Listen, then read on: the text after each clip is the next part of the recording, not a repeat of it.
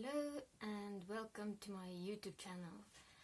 Today I want to talk about my doll collecting a little bit and introduce you my wish list, which is and some examples where in which direction I am thinking of going.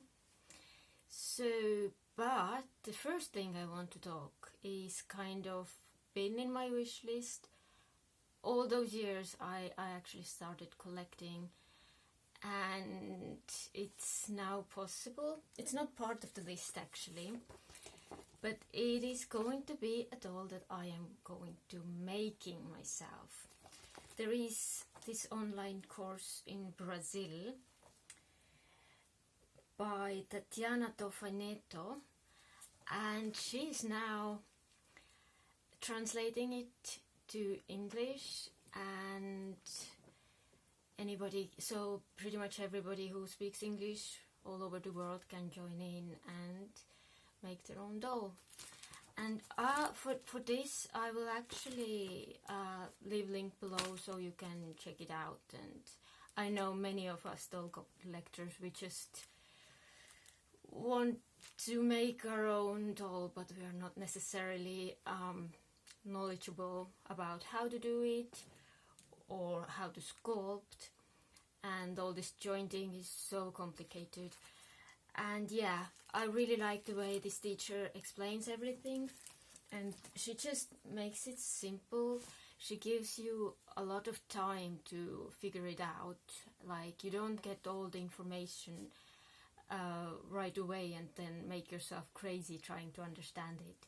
You just get small pieces of information and you can practice, and it's almost like being in the school where you just trust the process. Now about my collection actually and my wish list. The thing is that doll collecting kind of just happened to me. I suddenly just started liking the dolls, and because I did not have any plan, I ended up with all sorts of dolls everywhere in my house. And I'm really trying to have a plan now and figure it out, what it means to me, what I want to do with the part of collecting, because my main goal is, making clothes and selling them. But now, this is what I have come up. The list is random. It's not like some dolls are more important to me. It's just they're all in the same level in my wish list. Just which comes first in this list will be random. So let's start then. Now the first thing is that I have my first American Girl doll in my collection, and I am already started to make a little outfit for her. I'm using the vintage patterns that were sold for those dolls when they first started producing those. So this is Felicity's meat outfit, I think it will be. And so I have my first American Girl doll, and I usually like to have my dolls like friends or sisters or brothers or even boyfriends sometimes. So with Felicity, I'm thinking like, she's used doll. I purchased her from eBay, and the other dolls that I really liked for this historical line, especially because I really like some patterns in Etsy. So this is why I started looking those dolls first place. And what I was also looking was Josefina doll and Mary Grace, because somehow they are styled the way that really, I think they really fit for this historical project that I have. And I mean, look at this doll, she just looks so cute in her little bonnet or cap. So this is the first. Like, I might have some sisters from my Felicity doll. Now, the second in the list I have here is Madame Alexander doll. And what I want to do with that is that I actually have some Madame Alexander dolls in my collection right now that are actually not what I was dreaming, but what I could afford at this moment. So what I'm thinking, to auction off all the Madame Alexander dolls that I do have in my collection and use the money to purchase something more expensive, like something that I really would like to have. Although I am really in love with all those that I already have. I mean, look at that. This is just so romantic, so cute. And it just, well, Madame Alexander is kind of like classic beauty style. So this is a little project I have in my mind. I don't know if I'm going to go through with it because they are so cute. Look at that.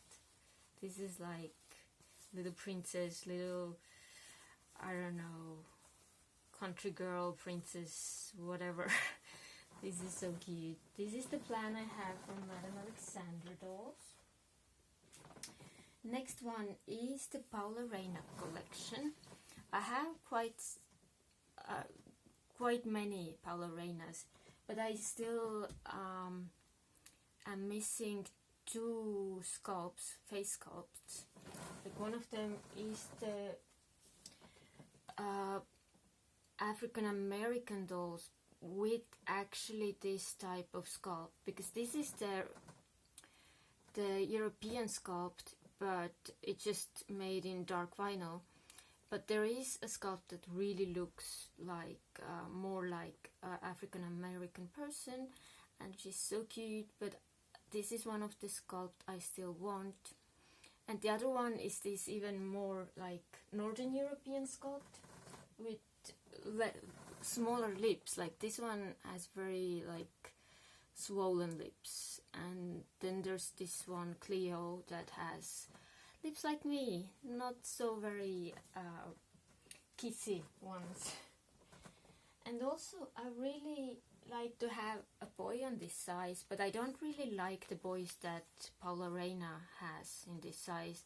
But I do like one boy in Maru collection, what is actually, I think it's produced in America.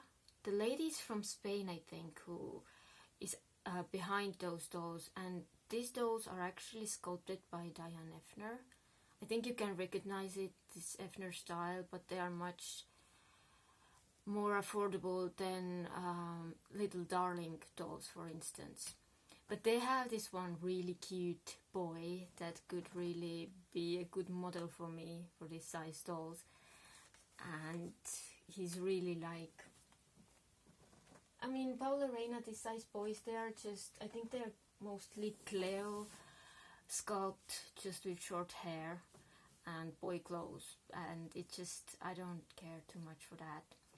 But in the same time, in the same category, we have actually mini dolls, mini Paula Reinas, which I would also like to have all the sculpts. There are not, this size, they don't have that many, there are only few, so I think it's kind of reachable goal for me. But these are just so cute, and I absolutely love mini dolls. I'm so much into mini dolls, I don't know. There's also for collecting purposes, they don't take that much space, as for instance American Girl doll does. Now, the fourth in my list is actually also American Girl dolls, but these are porcelain dolls. They are called Girls of Many Lands, and they are sculpted by Helen Kish. They come with the book, and they're really nicely packed in the box that opens up, and there's, you can take out the doll, you can take out the book. And Helen Kish is also the sculptor that her dolls right now are really expensive, and I really can't put that money there. But those porcelain dolls, they are kind of vintage, and what I really would like to have is the full collection of in good shape boxes also with all the books, and I think this would be a really nice collection to have. And these dolls are really pretty, but I think because of this era, like 90s, 80s and 90s, they produced those porcelain dolls, and somehow the production wasn't that expensive. So yeah, that's how I could get some Helen Kish dolls. And I actually once purchased two. They were used, but the seller cancelled the order in some reason. I don't know, maybe she sold them already, maybe she didn't want to ship to Europe, because shipping to Europe is very expensive from America. And yeah, that could have been the reason. And all the American girls obviously come from America, and I'm in Northern Europe, so it can be a little bit problematic. Then fifth in my list, I discovered that there is actually a doll, a Barbie doll, that is called the same as me, Annika. And obviously this is kind of special, and she has like this anime movie where she's ice skating. She has like this flying horse, she's flying around with Pegasus, and obviously I would like to have this doll with all the accessories in good condition, because it's kind of special. But these are also, you can only get them from secondary market, they are pretty expensive. And I just, Barbie dolls are not the kind of dolls I would actually build up my funds and go for very expensive dolls. Like, I think my most expensive dolls are like 400 euros, and this is pretty much what I could do like once a year, maybe every second year, I don't know. We'll see. That is the fifth. Then the sixth is actually the American Girl mini dolls. Again, I love mini dolls. They are so cute, and they would be so easy to collect. The only problem is, again, the shipping and the taxes, because that's what makes them very expensive for me. So, I don't know, maybe at some point in my life I can pick up like several dolls and get the one shipping, because they're not like super looked after collectibles as well. So some people just have them for their children, and then when the children grow up, they just sell all of them together. So maybe I can do something like that. And then there's Cruising doll, again, little dolls, and there are like 5 of them. And I would kind of like to have the whole theme, because they're just so cute. And this one is in birthday outfit, I think, but they have also like these fairy outfits, and I'm kind of thinking going for that, because I'm into fairies a big time, and that's just my thing, I guess. This is number 7. Then there's also some cute little fairy dolls that are actually Lottie dolls. There's actually, I think there's only one forest fairy, and this is really, really cute, and the colors are really cute and perfect, like some moss green and some purple and some bright red hair with golden kind of spark, and this is not very expensive, and I could purchase it locally, so I think this is the most likely I might have. And Lottie dolls also have super cute like horses, and I have also always wanted some horses, but I usually don't like toy horses unless they're like 2,000 euros, which is pretty crazy for toy horse, so yeah. But Lottie dolls have really cute horses. Maybe I will have one of those for a little Lottie fairy as well. Then number 9 is actually Robert Donner doll, and the doll Anne Estelle. I'm not sure the size of those dolls. I don't know if they are like Paula Reina size or something like that.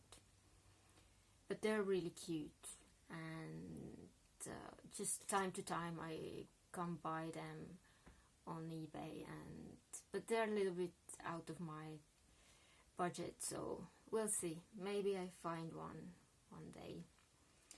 And the 10th is actually Diane Effner porcelain dolls. As I told, there is an era where those dolls were produced. Porcelain dolls were not so expensive to produce. And look at that, this is just so cute. This is Goldilocks. And I also once purchased Red Riding Hood, but the seller didn't know how to pack the porcelain doll, and she came like completely broken. Like a lot of parts of her head were literally sand. Like I tried to glue it back together, but so many pieces were just missing, and there was literally in the bottom of the box was like sand, so you can't glue back together sand. But these dolls also, they come from America, so again it makes the shipping and taxes super expensive, but they are used. But this one looks very good. It's like she's only been standing somewhere looking pretty, and they're a little bit more durable. They're not like antique dolls that break very easily, so I think these dolls are definitely worth of my attention. So this is my top 10 wish list. I hope you enjoyed it. I always enjoy other people's wish lists. So, and if you want to see my grade list, then let me know about it by liking this video and subscribing to my YouTube channel. Thank you for watching, and see you next time. Bye!